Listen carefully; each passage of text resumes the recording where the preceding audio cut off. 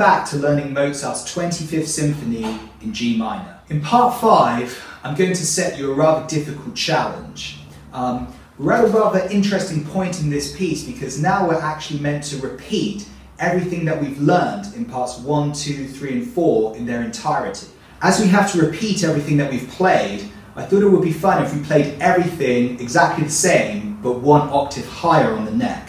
So you're going to need to go back through parts 1, 2, 3 and 4 and learn everything one octave higher. In order to do this, you may have to make a few slight changes in order to make them playable in the higher octave.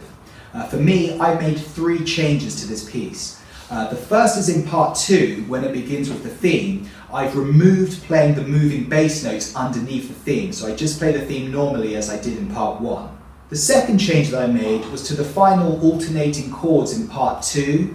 I found them very difficult to play so high on the neck. So what I did, I removed the D string from those chords. So now I just play them on the high E and the high B, and that makes them much more easier to play when alternating quickly between the two shapes. The final change that I made was in part 3, when you play the descending arpeggios at the end. For the very first arpeggio in that sequence, the F7, you're meant to play a D sharp. And because I only have 22 frets on my guitar, the highest note in the high E is a D. So what I do is I bend up from the D a half step to make a D sharp, and then I play the rest of the arpeggios normally. In addition to those changes, I also rearranged a few of the notes differently on the neck, just to make it easier to play so high up. So thanks for watching. I hope you enjoy this challenge, and good luck. See you next time. Cheers.